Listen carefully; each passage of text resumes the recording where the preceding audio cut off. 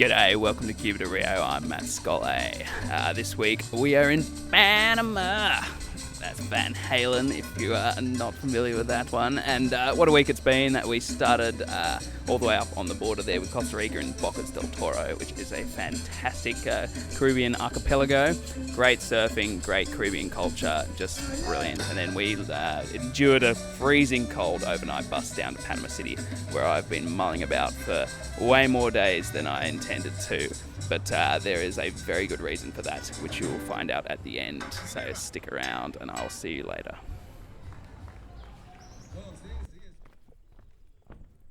If you ever have to be hostage transferred, this is the bridge to do it on. This is the border between Costa Rica and Panama. And Costa Rica make quite the point by only cladding half the bridge in nice sheet metal and leaving the Panamanian one railway sleepers looking right down onto the river that's swirling below. It's perfect, it's creepy, and I don't hope to be taken by the Panamanian gorillas, but if I do, this is where I hope to return to Costa Rica from.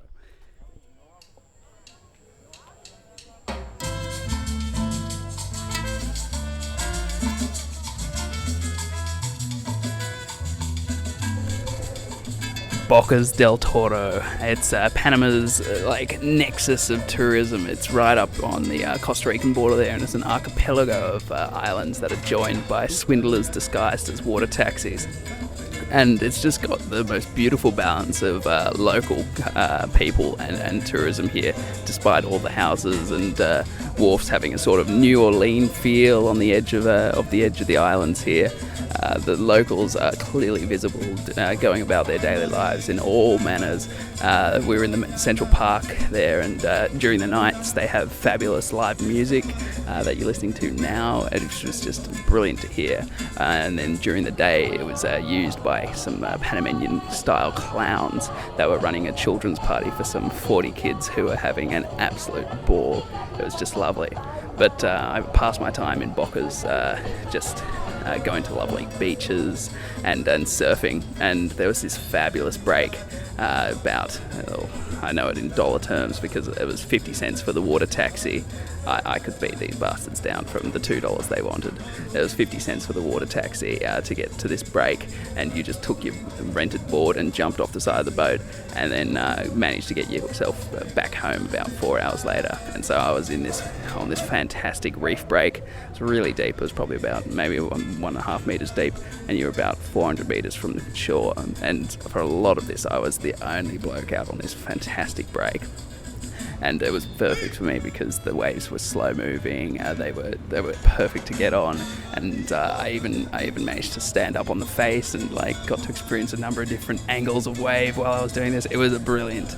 And then when some other people joined me on my second day of going to this break, I spent about 8 hours out there in total in the 2 days that I was in Bocas.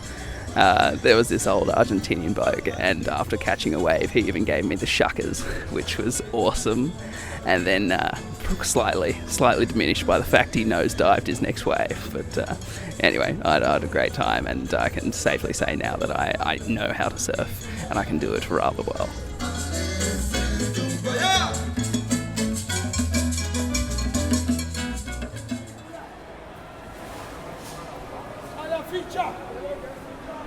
Wandering through Panama City's Mercado de los Mariscos. It's the seafood market.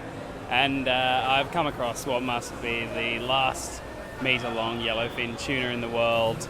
There's about 4 of them lying on slabs of ice here, and you can smell this place from miles away, just because it all runs into the gutters of the streets around here, and so everything for about a kilometre around stinks of fish. But sadly, it's also got this bad side of fishing. Not only are they pulling out these giants of the ocean still, but there's huge tubs of already finned baby sharks sitting around the place. And that's miserable to see. You might be wondering, are you in the middle of a 6-lane highway on one of those grassy traffic islands? And the answer would be correct. I in my exuberance to buy a new phone, I got to the mall without checking what time it opened, so I had an hour to burn. I remembered Albrook's Mall. I visited it as a 15-year-old on a little excursion that my exchange organisation planned down to Panama, and it is a monstrous sort of 2-kilometre long Goliath. And I didn't realise at the time, but it also serves as Panama City's transport hub with a metro. There's an airport nearby, and I always remember it being by the side of the Panama Canal, which is the case because in the distance there are those fabulous cranes that look like German engineers tried to design a useful giraffe. And there's huge amounts of shipping containers. So I was hoping with the planes and the traffic and the cranes in the background, this would be like an oral foursome, just like penetrating your ears. But sadly, the wind changed direction, and so now the planes are taking off from the other end of the runway. So we might not get all the sounds I intended. But yeah, this is Panama. It is huge and bustling. It's got better chicken trucks than, or chicken buses, I should say, than Guatemala, because they've got money to spend on them here, and so they're old vintage school buses. The most gorgeous things. They've got huge works of art on the side of them, streamers, fancy chrome horns, and everything, every accessory imaginable that you can put on the front of a truck, from chrome flames to like, I don't know, neon wheel hubs and everything. They've got it all here. They are gorgeous. I'm hoping I'm going to take some decent pictures of them later on. But yeah, Panama City is huge and bustling. In the far distance I can see Donald Trump's tower, which I am intent on piddling on sometime tonight. I know he franchises us out, but just as a gesture to the man himself. But yeah, I don't know what I'm doing here. It's a big place. It's very American. It's got a skyline that's unrecognizable compared to any other Central and South American city. And I guess that's due to all our lovely tax dollars flooding through this place. Thanks, Montero Fonseca, or whatever your name was. Anyway, this is Panama City, and I'm only staying here a night, so let's see what we can get done. That's the sound of my pocket singing, because this damp day happens to be the International Day of the Museum, and so all the museums are free. And so we're in the Museum of Panama, the History Museum of Panama, which is basically a history of Panama's rule by imperial powers. And so it started with the Colombians, who actually owned the Panamanian Isthmus.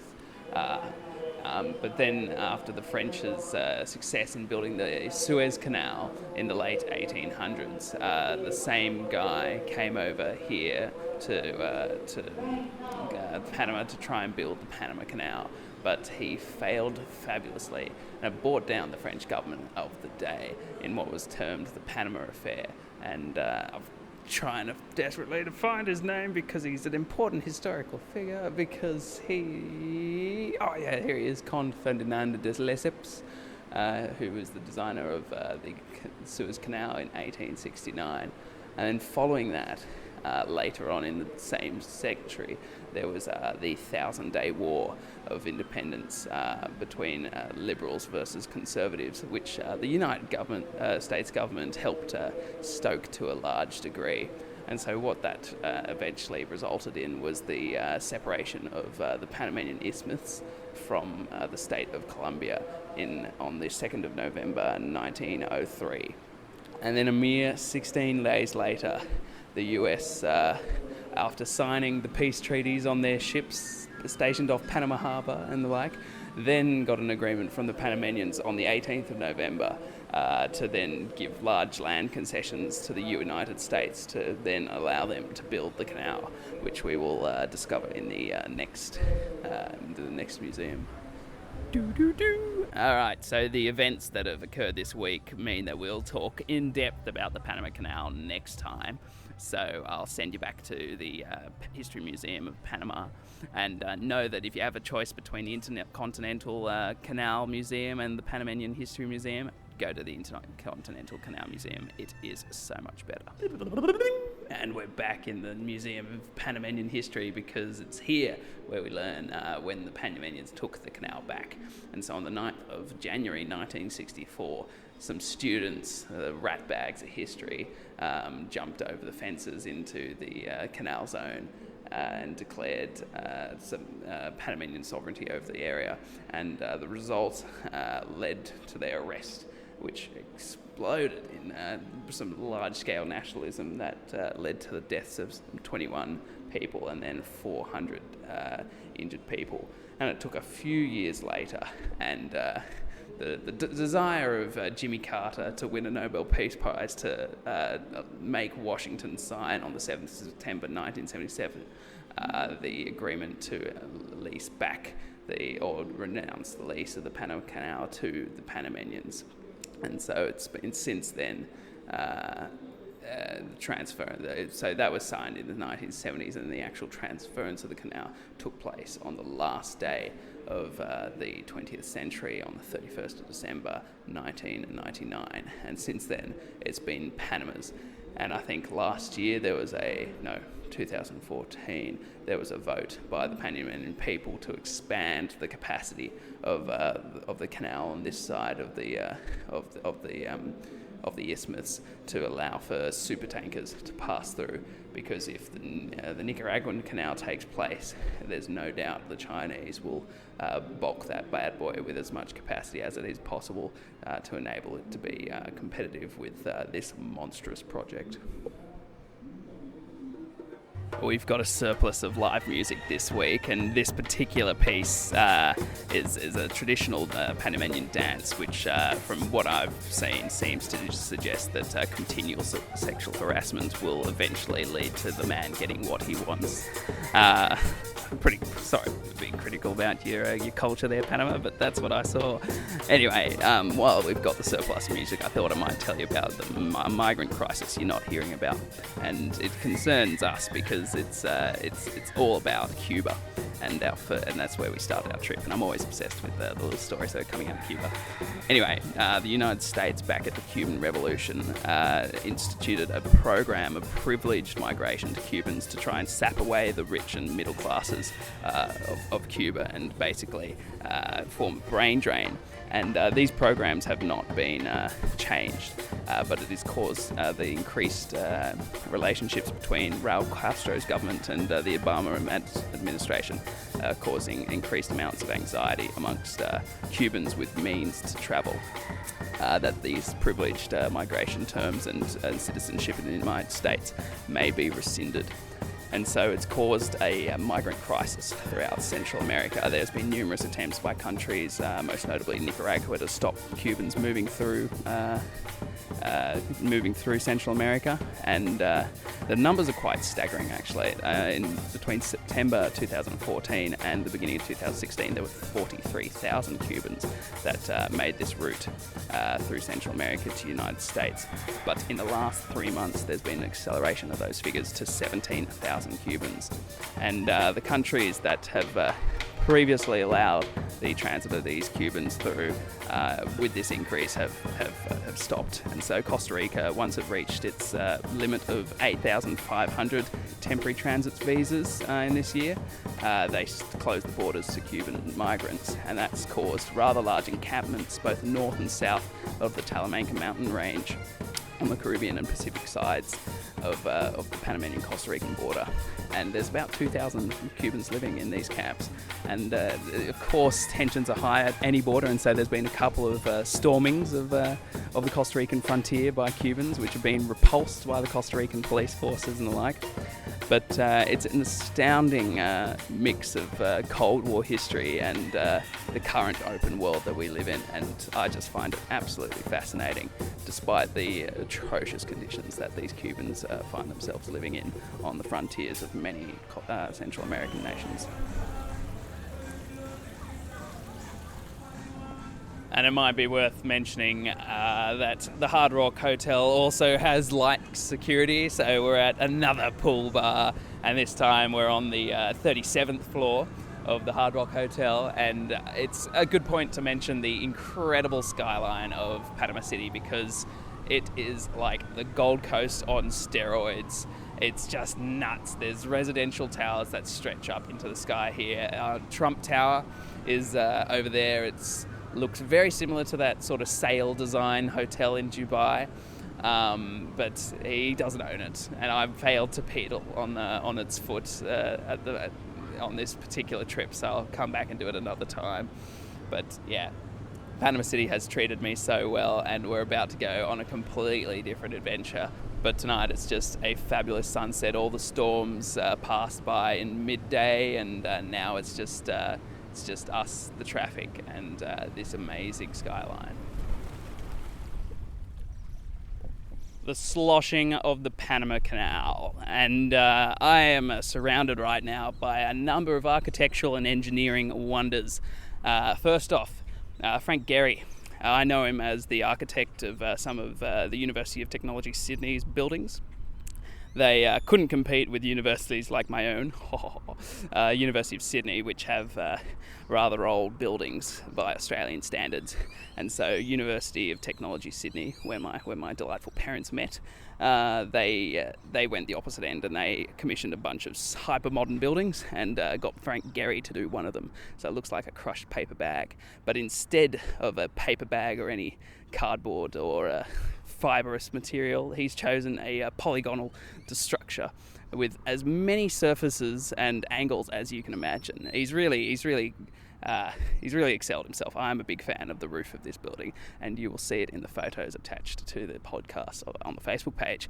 Behind that, though, is the Bridge of the Americas that when Panama was divided by the Americans' canal zone in the middle there, that was one of the few ways Panamanians could move around their own country. So it is quite a symbol to them, and it stands a good 300 metres off the surface of the water, allowing for those cruise ships and those massive tankers to go through it. I believe the Panama Canal has 5% of the world's trade going through it. I always thought it was a higher number than that, but turns out the trade centre of the world has shifted to China. Who would have thought?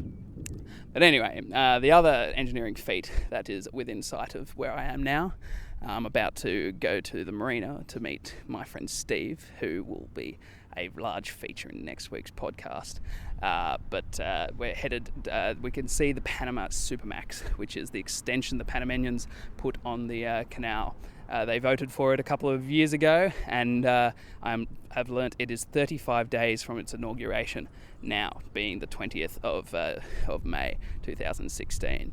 So a very big deal for the Panamanians, as it means that they will allow for more trade through their country. And I believe it was a $5.9 billion investment, the Panamax extension to the Panama Canal. So it will certainly, I hope it translates into more benefits for the Panamanians themselves. And this next bit is an interview, first with a compatriot. We have not had an Australian on this podcast for a number of good reasons, and that I haven't met too many decent ones of them. But this next guest is absolutely brilliant. Love chatting with her. I have not had a dull moment in our short 24 hours together, but it's just been brilliant, and I hope you enjoy her, and I'll let her introduce herself. My name's Lucy Borrell, and I am from Perth, West Australia. And you're the first Australian we've had on the podcast. I'm honoured. You should be honoured. I could have had heaps of Australians on, but I haven't found any worthy of our great nation so far. So yeah, well, what have the Australians you found on your trip been like? Well, usually in singlets and thongs. That's pretty classic. It's Nips pretty hanging outside. Exactly. So I can usually spot them from a mile away. I've been traveling with a Canadian girl who absolutely adores Australian boys. So we have actually met quite a few along the way. Me usually trying to avoid them as much as I can, but you know, she's pretty dead set on meeting herself a nice Australian boy. But yeah, no, at the end of the day, they're actually all lovely, and it's sometimes really nice to hear a voice from home. Since I've been away for like almost 3 years now, it's really nice. My ears seem to be like crazy sensitive for the Australian accent. Like, even though I thought you were Kiwi, you hear like that, like the kind of up at the end of the words kind of thing, and I'm just suddenly like, where are you from? Like, you haven't I haven't heard accents like Australians for a while, so it's really good. So what have you bought from home? Has anything survived the 3 years you've been away? Have you got like a tube of Vegemite tucked away there or something? I actually still have like the same tub of Vegemite, like one of those like tiny little travel jars. I find the tubes don't taste the same, but and I still have it after 3 years. I just like keep leaving it at friends' houses, and obviously they don't touch it because they hate it. And like it's like the first thing that I like take out of my bag to like kind of leave in like a set area for like a couple of months, and it's always like the first thing to go back in my bag when I have to finally leave that city for good. I take my Vegemite. So, but what survived 3 years? I have one art journal book, which is pretty awesome to have like survived 3 years. Paper. Yeah, it's really great, and it's just like the drawings and stuff I've done over 3 years is pretty crazy. Like I don't know, at the beginning it was just like doodles, and then it became like those like sections where I was like, oh, like I really want to like document this area, and then forget about it for a few months and then come back. So it's really nice. But that's about it. Clothes pretty much come one in, one out. So yeah, nothing. Yeah, because everything, like I said, everything I have is with me right now. So my bag for a year is 18 kilos. So I assume you've got like a 40 kilo bag for 3 years or something. No, along those like lines. actually mine's, I think I've got like 16 kilos between my little, my like, my efficient, little backpack and then my major backpack. But like I said, like I pretty much after like but like when I left Canada, like I got rid of my like snow stuff and my beanies, my mittens. Like I basically just kept like, there's like a beanie that's like like sentimental to me, so I've kept that. But yeah, everything else seems to be. Yeah, and so what were you doing in Canada while you're up there? What was I doing in Canada? Like a bunch of different jobs. So my original goal, I don't know if I told you this, but it was first year in Canada was to do like crappy like hospitality jobs, just to kind of see the country, and my plan was to like move to like between like Ontario and the West Coast in that first year, and just do a ski season and like a summer in Toronto and all that kind of stuff, and just for the first year do hospitality jobs, and then get in my second year like get a job as a designer, and then be kept on like sponsored, and like kind of maybe live for like maybe 7 years. I think I like in my head I was like, maybe I'll do 7 years in Canada. It feels like a good amount of time. Canada, of all places. Mountains, ocean, lakes, I don't know, and like outdoor sports like mountain biking, skiing. Just it has everything in my mind. I was like, it had everything. In my mind, and I was like, the road trips I'm gonna do. Anyway, I ended up spending the first whole year in in Ontario, like between Toronto and a place called Muskoka. And then I was like, oh shit, like 2 years isn't that much time. Like in my head when I left, I was like, 2 years, it's like so long, but it just flew by. So I was a bartender for 5 months. At a resort up like a fancy hotel kind of thing on the lakes, and I met Justin Bieber and Rob Ford in my first like 5 months in Canada. I met the like two at the most time like the two most famous of the Canadians.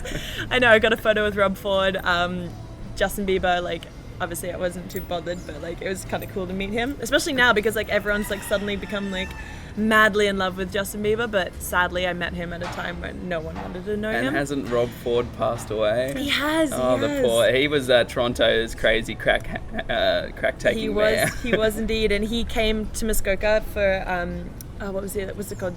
Rehab, because there's like a few rehabs up, because it's like lake, so beautiful, calm. And you met him in a bar.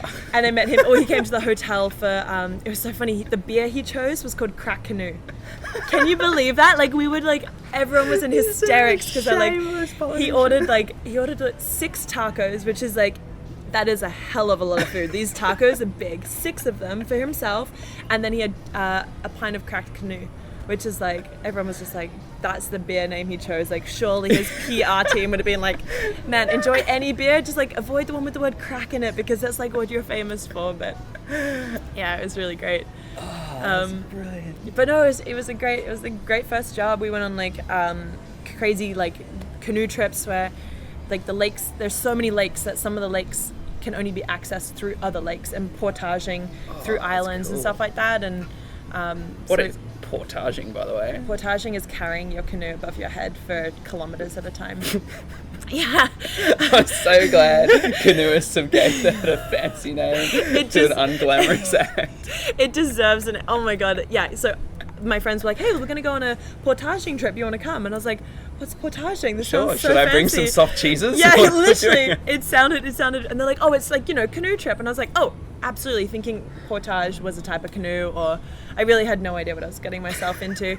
And yeah, the same thing when we got to like ashore, I was like, oh, so this is where we're camping. They're like, no, we have it was a 3K portage. And I was like, wait, we have to carry the fucking huge canoes as well, like, and there's 2 of you in them, and you have your big backpacking bags for like, because we were camping for 5 nights, so you have like everything for 5 nights, food, water, you name it.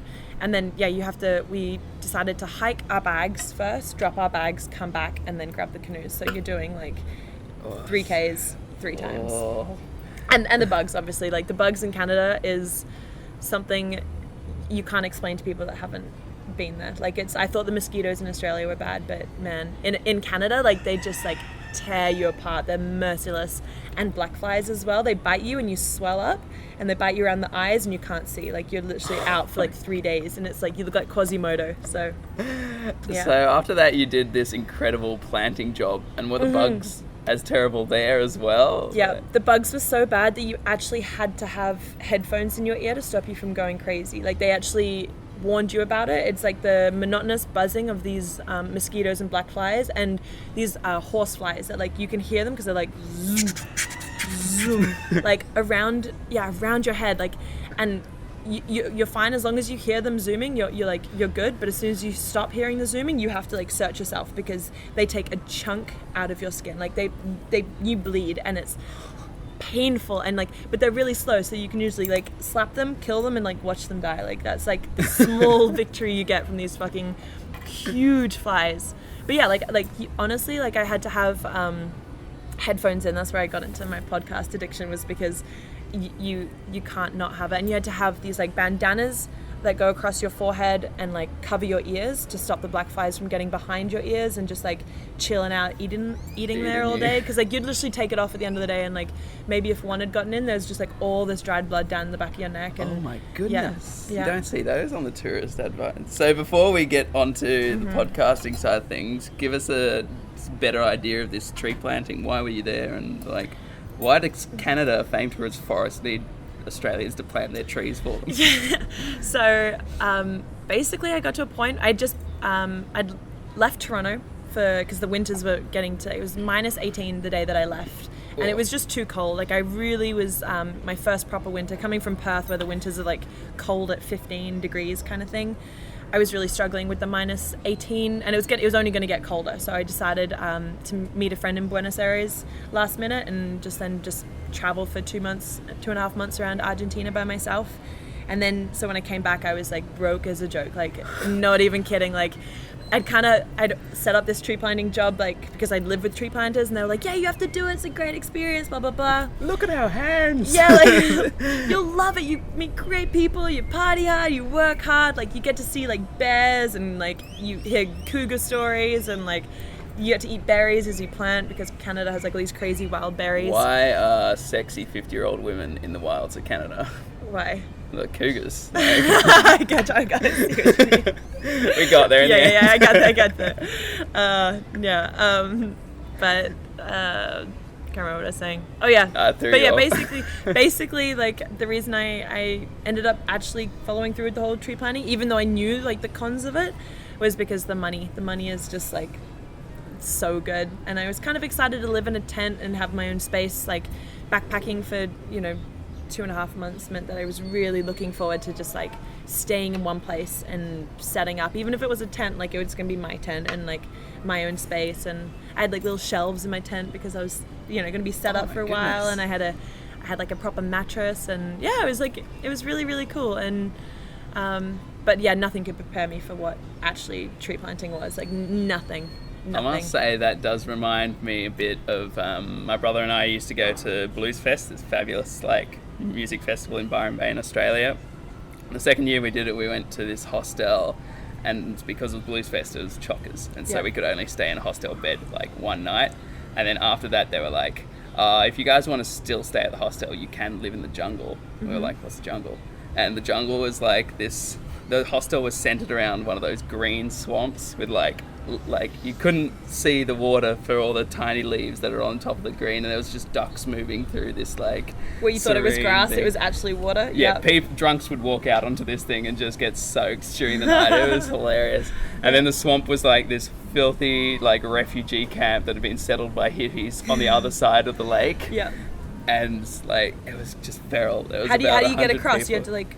Oh, you could trudge you through could the water? circumnavigate the swamp. Okay. But then once you're in the refugee camp, you just met these people that had been there for years and had established themselves with like double beds in their tents, and they had like chests of drawers, and it was like they had a proper house just under a canvas roof. Yeah. And so was it like how close to that did people get when they were planters? Like Pretty damn close, especially like the people that had done it for like more than 1 year. They came so prepared. I was, in my mind, I rocked up with like I borrowed my friend's tent. That was like the smallest tent that I could ask from a friend, because I was like, okay, perfect, 2-man tent, tiny. I'll get one of those like little camping mattresses. I'll get like a sleeping bag that packs down really tight. Like in my head, I was like planning, like, I don't know, I just, for some reason, I thought the smaller, the more compact, the better, because like, you know, I was used to hiking, camping trips where, the smaller, the better. You don't want to be carrying something that's too heavy. And so I get there and I had like a pillow. I remember being like a little bit embarrassed that I brought a pillow, because I was like, oh, people are going to judge me for being a princess and bringing my own pillow. I get there, people are literally unloading like pallets off the back of their trucks to put like a wooden board down, to then put like a legit mattress on top, and like a doona, pillows, like, and like people had like 11-person tents to themselves, because it's a home. It's a home for 3 months. Some of them plant for 6 months of the year, so they're so well like set up. They have, like I said, I borrowed shelves from like one of the long-term planters, because he already had too many shelves in his long-term planters. Yeah. People had like laundry baskets, and like it was just really, it's a funny little world. And you end up setting up like with extra tarpaulins. Like you have to have a tarp over your tent, just because the damage to your tent being up for 3 months is just like irreparable. So you put like a tarp over your tent, and then that tarp turns into like another tarp, which is like, and then you have like a section that drops down so you can get dressed standing up. And like people just get really, you become like really like a basic like human instincts kind of kick in thing, and you start like becoming really creative and like finding ways to like manipulate the land around you that you've chosen to set your tent up in. And people get jealous that they're like, oh man, you have like 3 giant trees in front of your tent, that's so lucky. That's and so I was like, cool. I didn't mean to. And like, Can we chop down those trees because they're blocking my solar panels to my Xbox? Yeah, exactly. Like. Oh my god, people like had like full on like kind of, there's like people are really creative. Like a lot of artists do tree planting, because you only have to work for 6 months of the year, and you have enough money to support yourself for the second 6 months of the year. And you're also like, you're in the middle of nowhere, so there's no distractions from internet or anything like that. So people really like, people are creating music. Like there was like a couple of like really like kind of, I mean, famous from Montreal kind of musicians in our camp, which was really nice to have. There's a lot of writers, and they like in their tents. I was always so amazed that they had like a desk set up, like a desk in their tent for writing. And like, I mean, people also had like caravans, and there's one caravan, and then there's like vans that were like set up to be badass vans. But So what were your creative outlets then in these long dark hours in the mountains? oh my gosh, I don't know, I think I was just people watching, to be honest. That was my creative outlet. Like I'd never met the people that I met in my camp are like people that I've met nowhere else. Like really, I think tree planting gives a lot of people that have used all of their last chances and one more chance. You know, like, That's brilliant. it really opened my eyes. That was like one of my really, really good friends. It's a really tragic story, but it's kind of like beautiful in the same way that he is a heroin addict, and he uses tree planting as a way to kind of force himself into rehab every single year. So for 6 months of the year he's clean, and the second 6 months he starts off clean for maybe 2-3 months, and then like eventually finds himself back into the same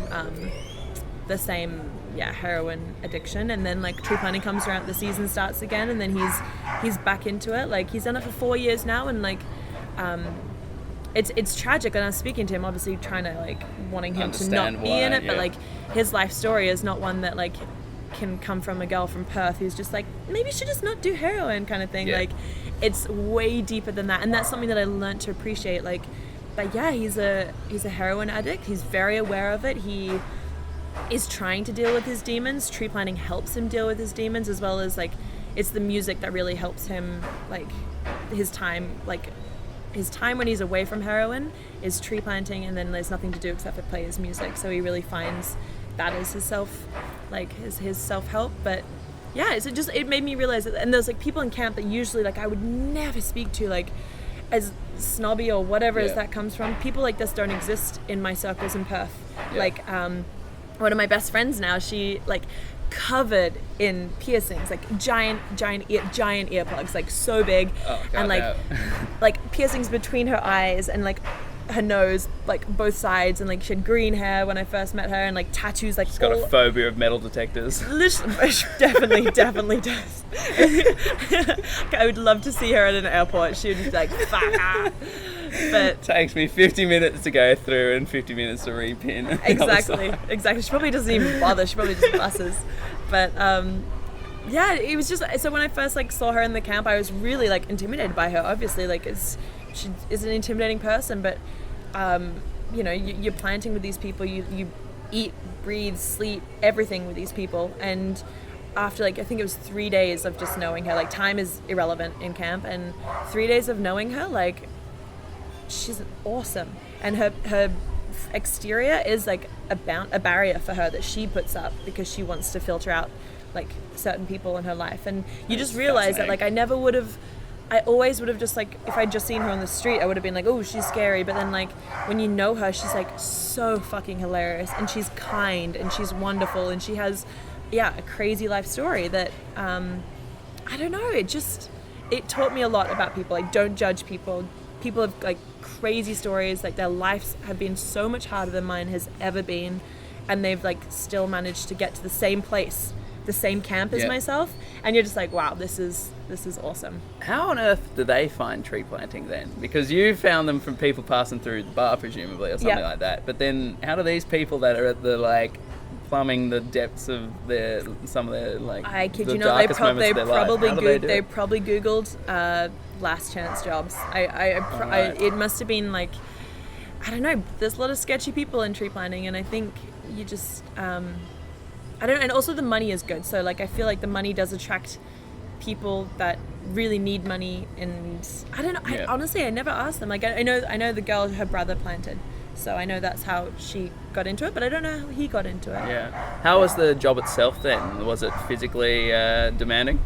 Physically demanding. I don't think I've ever been so fit in my life. You know, you're carrying, like, for myself, like I was doing 350 tree bag ups, and you have these like bags that have like, I'm loving the lingo. They sit on your hips, and you literally like the trees come in bundles of 15, and you have to do your own math all day, and you put these trees in, and at the beginning of the day, your foreman, like, he pulls you aside and he's like, okay, you see from this road to that tree right there at the back, it's probably like, you know, maybe 100 trees deep or whatever. They're like, okay, you're going to be planting sixes, which is like 6 trees per this like rope measurement that they teach us. Go, and then keep planting until you hit another planter, and then that's your piece.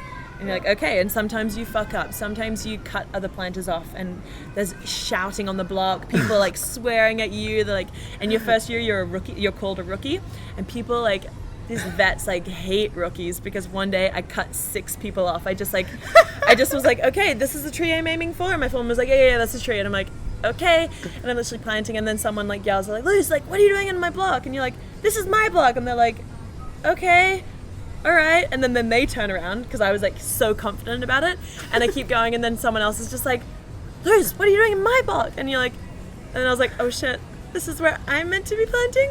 And they're like, okay, and then I literally do this for 6 people, each time getting less and less confident, being like, I'm not meant to hit this many people. Anyway, I finally get back to the road to do another bag up. My foreman is just like, you stupid hell, what the hell are you doing, dumb rookie? Like, I was like, I'm so sorry.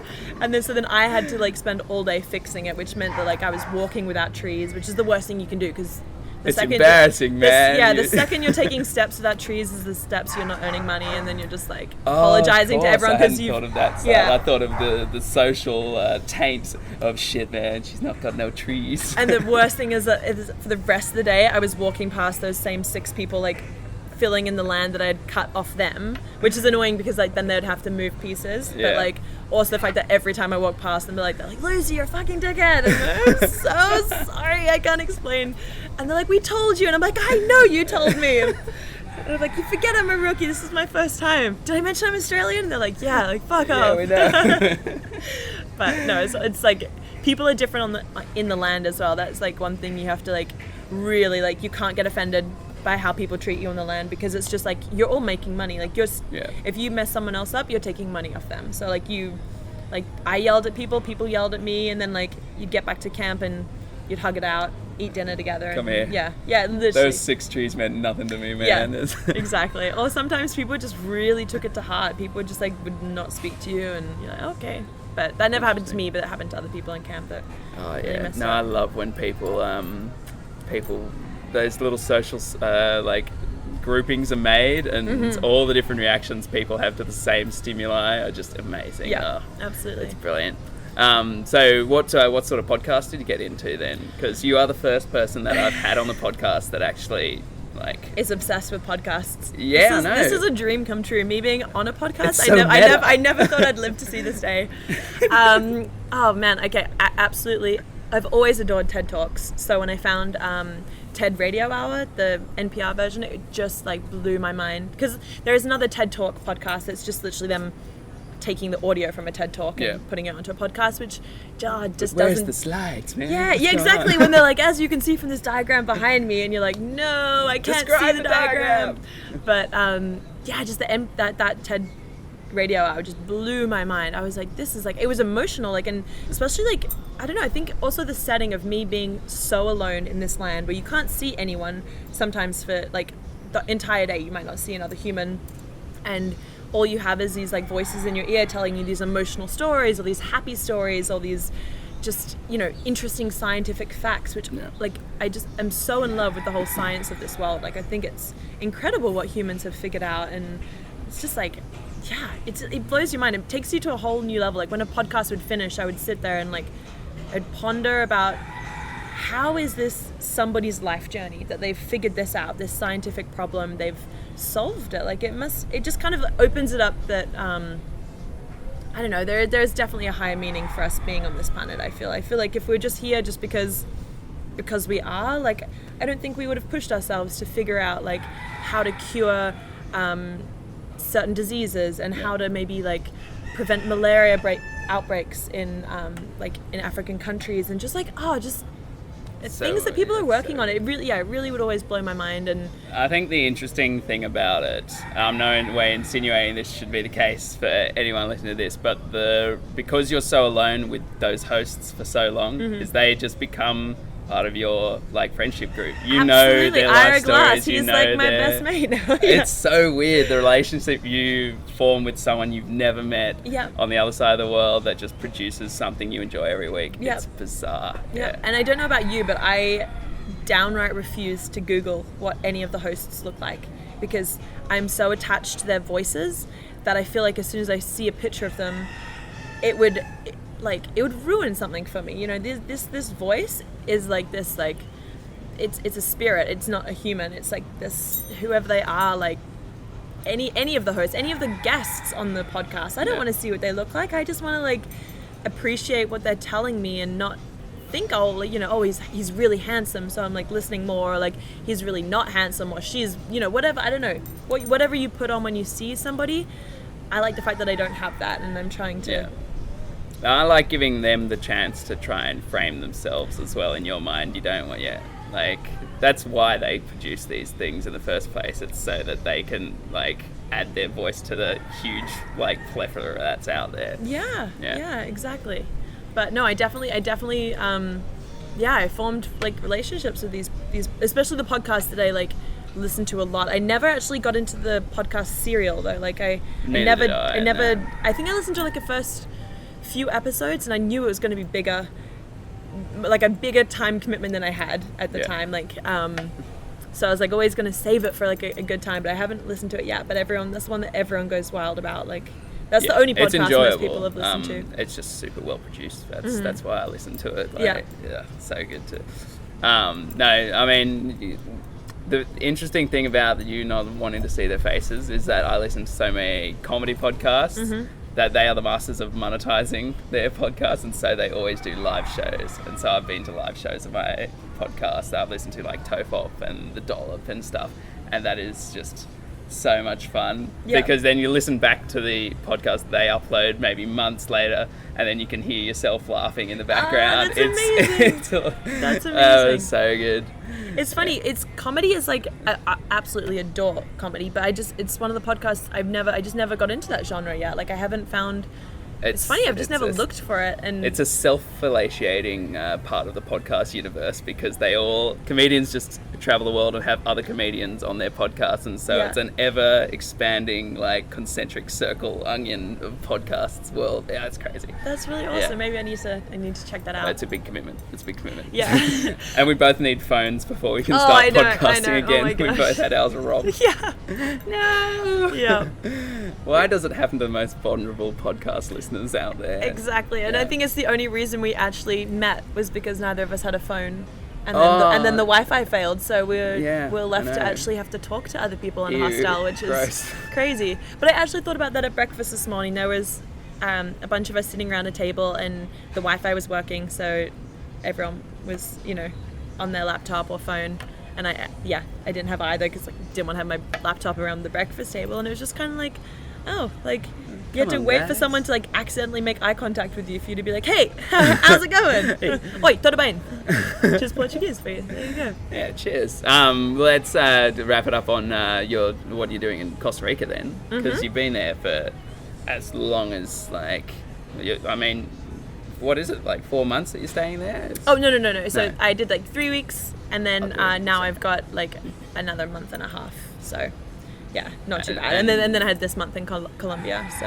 And you didn't have a creative outlet while planting, but now you're doing videography and stuff. Now I'm doing videography. Yeah. So actually, the whole time that I was planting, I did make a little film about it. Just more of Mum and Dad, you're never going to believe what I'm doing every day. It's impossible to explain by word because I think I'm making it up. Being I was a shaky cam of me running away from a bear. Literally, Mum and Dad, I was one day I was 6 foot away from a bear. That was insane. I fell over once. You're always falling over the trees. Grab your feet and you're it's people think that it's cleared fields that you're planting in, but it's anything but. It's just it's like hiking a mountainside. That's what you're planting. And one day I just tripped over, and then I went to go push myself up, and there was a snake just moving straight past me. It was a garter snake, so basically a glorified worm, but coming from Australia, every fucking snake is gonna kill you. So I was still in that mode of just and I was terrified, and I just drop everything. I literally unclip my bag, throw down my shovel, and I run to the road, and they're bawling, and my foreman comes back and he's Luce, what you doing? Where's your bag? Where's your shovel? And I was there is a snake. I'm not going back in there. I'm sorry, buddy. I quit.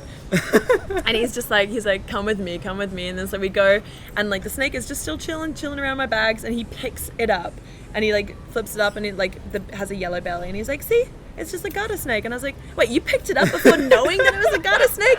And he's yeah. And he's it's a harmless worm. And he's literally letting this snake roll all over him. And I'm no, mate, no, never. Yeah, that's the other thing. I would recommend planting to anybody just because of the personalities you meet.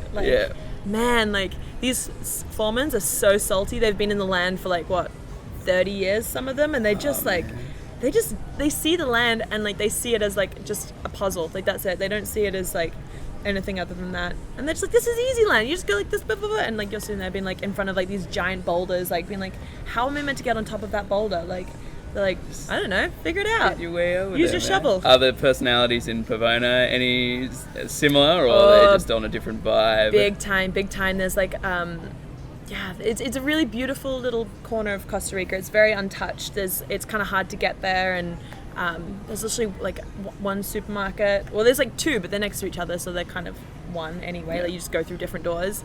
And the locals are called ticos or ticas. I'm sure you know that, but they're lovely. There's a really small community, and I found other places that I've traveled in, Central and South America, the locals, I don't know, they used to tourists coming through, and there's the classic the older men usually hollering at girls, being guapa, hermosa, all that kind of stuff. How do you find that?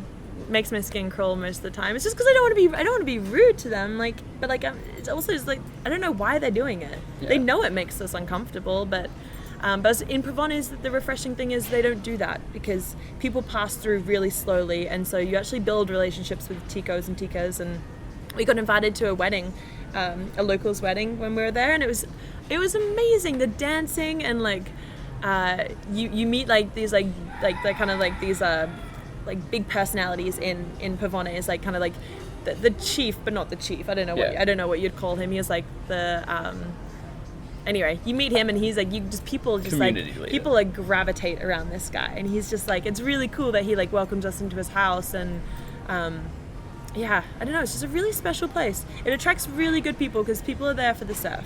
Yeah. And like I feel like if you're just there for the surf, you're not there to like, I don't know, yeah, you're just there to really appreciate the nature. There's nothing else to do but appreciate the nature. And is that what your videography project's capturing, or are you focusing on one part of that? I'm basically asking, it's like an interview documentary, and I'm just one question, just asking everyone what's their connection to the ocean. What does it mean to them?